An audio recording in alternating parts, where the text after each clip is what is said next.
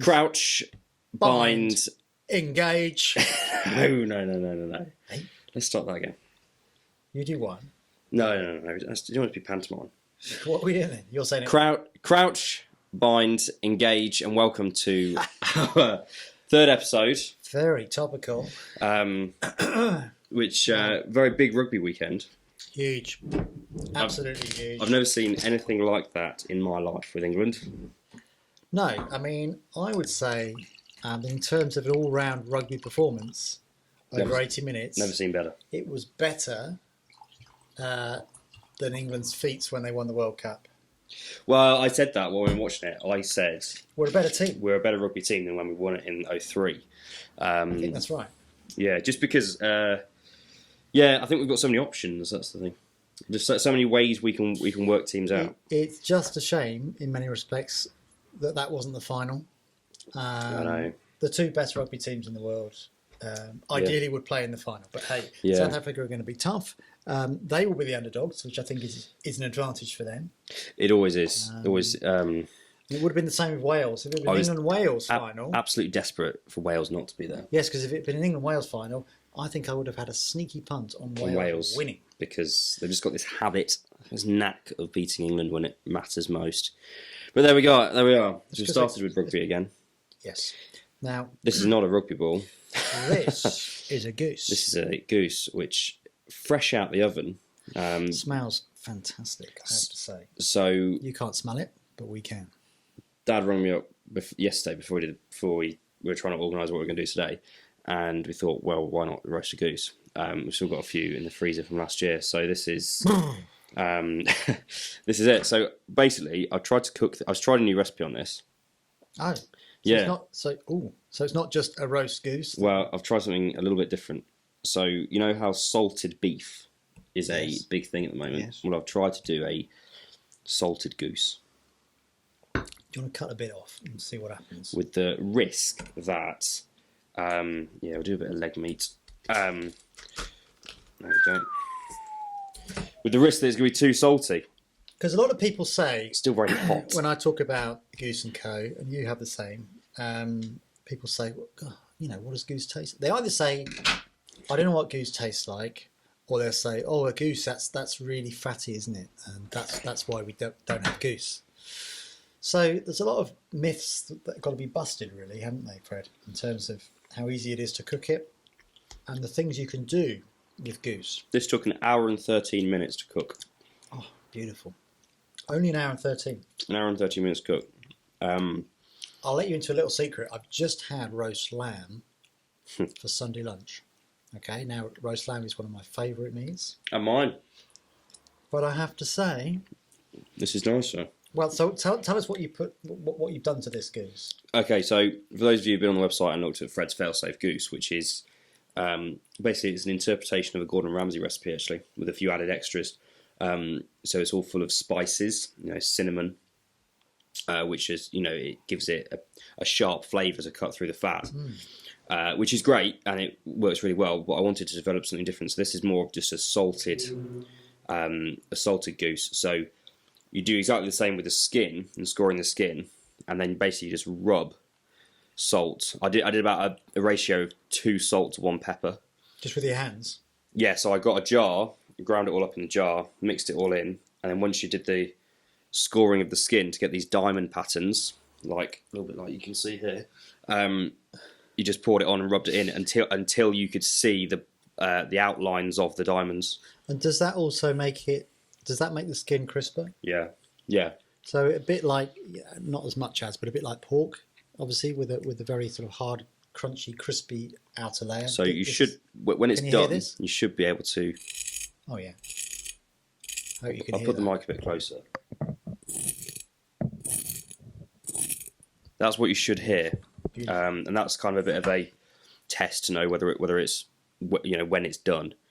How long would you leave it until you resting until you serve it up? I mean, obviously this has been like 25, half an hour.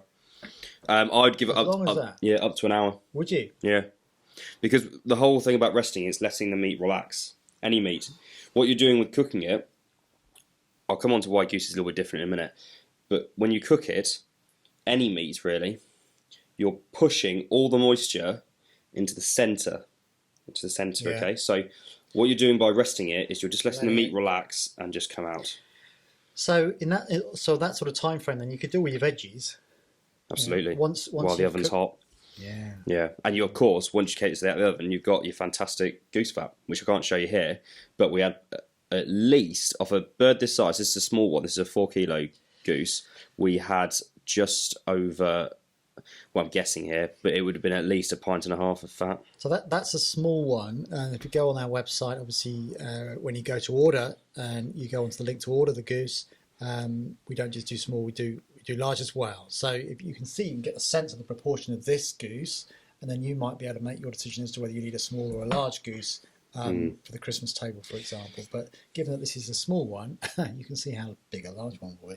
So what I'm trying to focus on at the moment are these little diamonds or squares, which I'll hold up. Diamonds are forever. Forever. So if I hold this up to the camera, hopefully it'll focus. But essentially, they're just little. The scores that you make these little diamonds of fat, and they crystallise when you throughout the cooking process. Very sweet. It's really sweet because it's been basted with golden syrup, and actually this. So I'm getting sweetness, but then you get the saltiness afterwards. So that's that combination of salt and the golden syrup. Yeah. So it's just what essentially the point is so you can do so many things with it. You've got this fantastic layer of fat on top, which bastes the meat throughout the cooking process to keep it moist, but also it allows you to do all kinds of weird and wonderful things. Yeah. So my favourite, without a doubt, is to caramelise it. So 20 minutes before it comes out of the oven, just you can use good quality honey, or I try something different. That was my next question. So could you do it with other things like honey, or with, I don't know, marmalade or something like that? I don't know what. Anything sweet that's got decent sugar content. Yeah. So even like a natural sugars, like maybe a plum sauce or something like that. Something that's quite sharp that will, complement the richness of the meat, I suppose. So we'll talk a little bit about all the other things that you can do with your leftovers. After you've had your roast goose. But in terms of the roast goose, look at that skin. Oh, look at this, folks.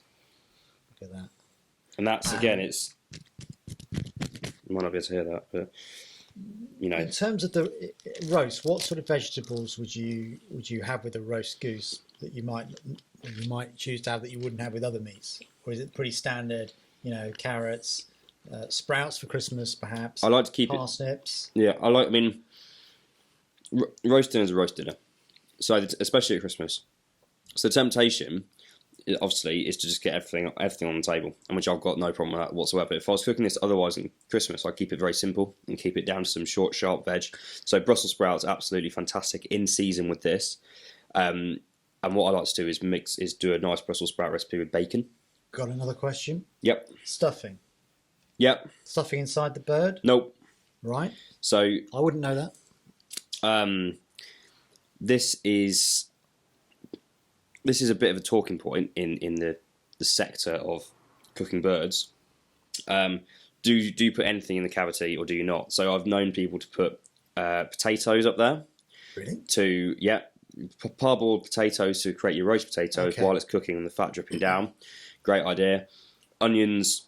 All kinds of things. People have put grapefruit segments up there, oranges, clementines, whatever you want.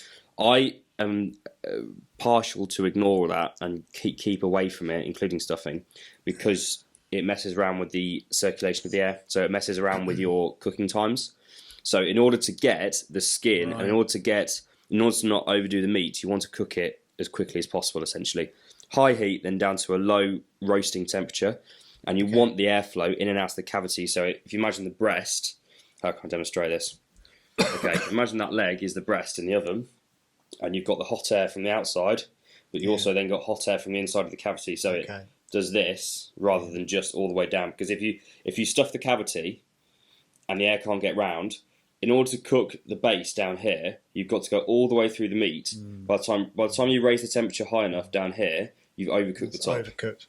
All right. So keep it simple. Airflow, keep it simple. Yeah, but you've got so much resting time that you can do all kinds of things afterwards. So you can put your stuffing in, and then you've got your goose fat to make it, to make it added extra.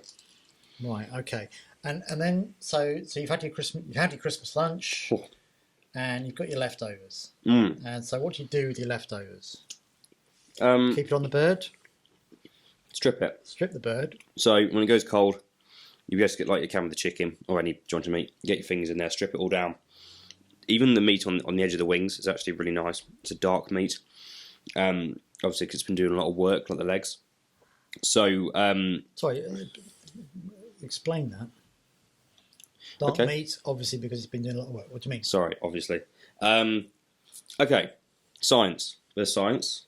Here's the sciencey bit, folks. Bit of biology. So I'm the ignoramus here, right? the ignoramus. Many people have called me that over the years.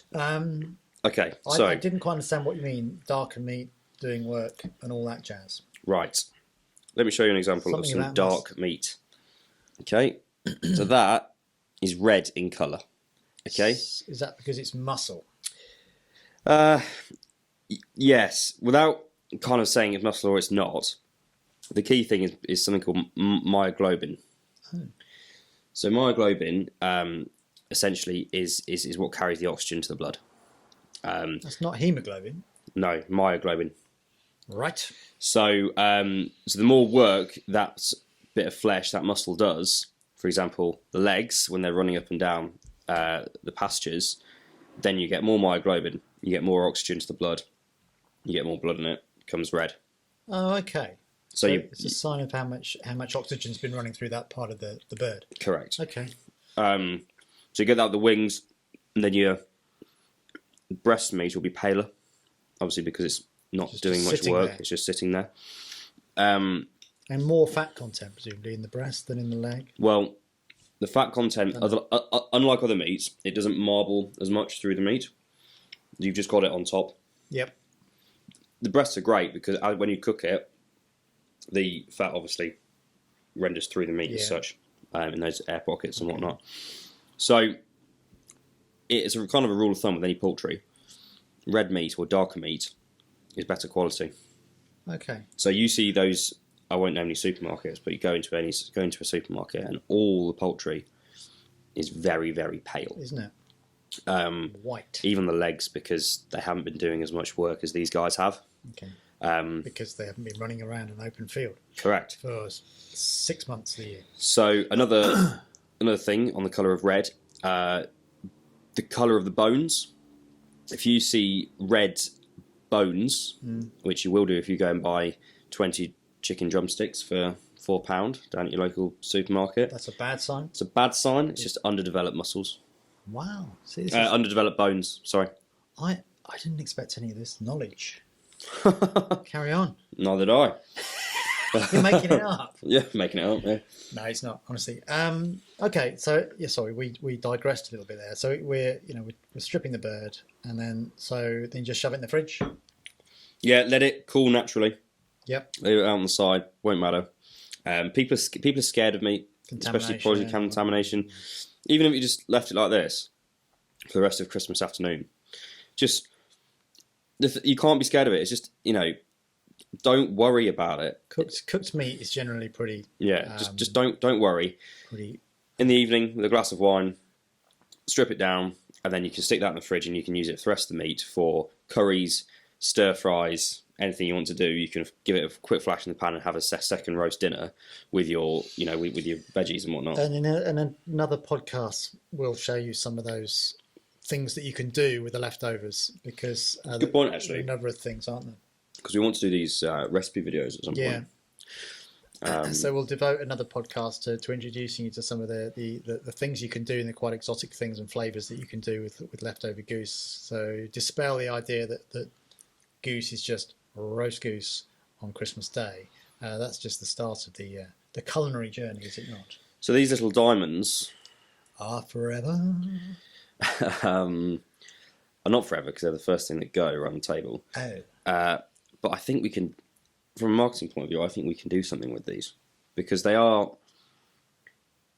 It's got It could be a part of a celebrity, isn't Yes. it? Create your own, Yes. what do your diamonds look like? Yes. That kind of thing. Quite like that idea. What do you think? Give us your thoughts on that one. Yeah, I don't know if you'll be able to see that, but there you go. So you get these little diamonds. It's a shame you can't taste that. That just tastes wonderfully sweet, and then salty. You've got your caramelisation from the sugars, and then you've got the salt, which has gone into it. I'm actually starting to think that I prefer this recipe to my fail-safe one. The one point that I want to make is that I haven't so far in the tasting of this goose at any point thought, God, that's fatty.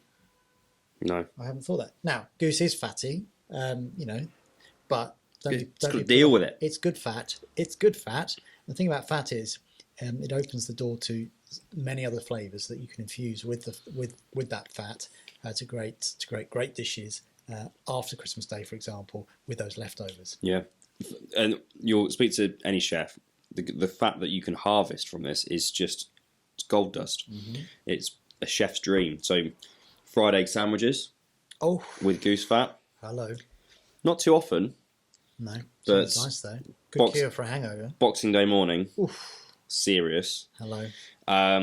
All kinds of things. You can put it into pastry. You can put goose fat into pastry. So when you're crisping up pies or I don't know, croissants or any kind of pastry, short crust, whatever. It's a really good product to put in. So essentially, what we're trying to say is that there's a lot of benefits other than just having the meat on the table. If the worst comes to the worst, you can just pretend it's a rugby ball and throw it out. Please don't do that. Yeah. So that's it. Pretty. It's there for people to have a bit of fun with and just have a play and see what you think. Don't be afraid. Don't be afraid of it. Although you may not have had goose before, as Fred says, it's a pretty simple thing to cook, first of all.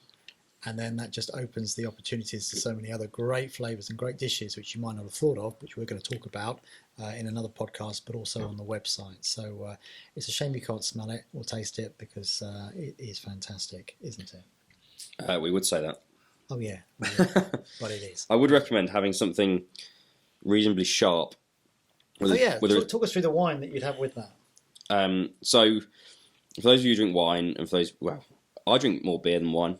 And again, with the beer and wine, you're just looking for kind of sharp notes, just to get, because it's quite rich and it is quite, So you'd have a white wine, would you? A citrusy white wine? Yeah, exactly. To combat the sort of the heaviness or the fattiness of the goose. Yes, exactly. Okay. So you treat it like a red meat in some respects. It's the same principle as like a venison or something like that. Yes, so it's the same principle as caramelising the skin. We're trying to complement the texture and the flavour of the meat. So you can do exactly the same with the drink. So, or people have a sharp cranberry or plum or red currant or whatever to go with it because it's sharp. Exactly the same with the drinks. I know Purity, who we're partnered with, the brewery, they recommend Mad Goose to go with it because that's got nice sharp tones to go with it. We did a tasting session down there. In case you've forgotten what Purity ales are like, this is one of their best-selling beers, Mad Goose. So have some of that with it, which we're in partnership with, and that blends really well. So it's by accident. It's called Mad Goose. Award-winning Mad Goose is a zesty pale ale with a refreshing citrus finish. There you go. Need to say more. So whether it's wine or beer, which you'll be drinking while you're having a roast, both work. I'm a red wine man normally. So if it was red, I'd be tempted with something like a Shiraz. Okay. But you know more about wine than me. What do you think? I know how to drink it. Yeah, I wouldn't. I mean, obviously this is a fairly full-on flavour, and so I don't think you want anything too weak drink-wise. Otherwise, you won't get the flavour of the wine. It'll just be dominated by the goose. So you want quite a dominated by the goose. Well, you want something quite fulsome, wine-wise, that can cut through that flavour, but as Fred says, complement it as well. So whether it's white or red or beer, I think you'll find a drink that'll go well with this. But we'll talk more about what you can do with Goose after the big day, for example, which will last you through to New Year's Day, And we've got ideas on the website as well, which you might want to visit. Okay. Good. I think we should have a bit of a...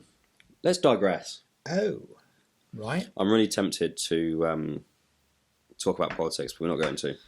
We can't talk about politics because we don't want to inflame people's anger.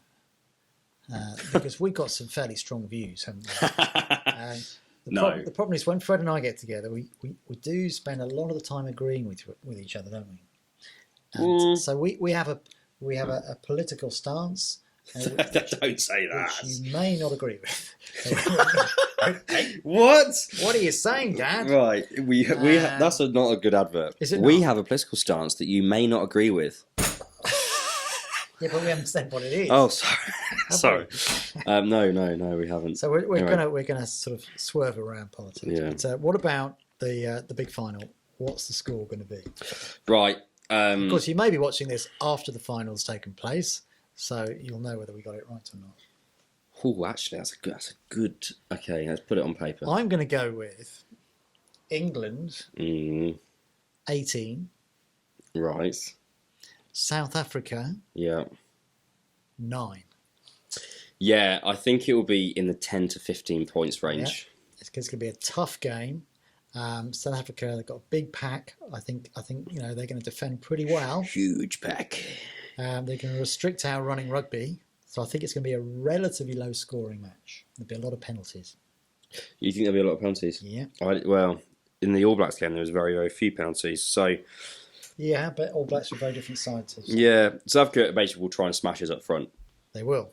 I think it will be probably the most physical game we've had. It will. Oh yeah, I think you're probably right. I think I'm going to go for England 25, South Africa 12.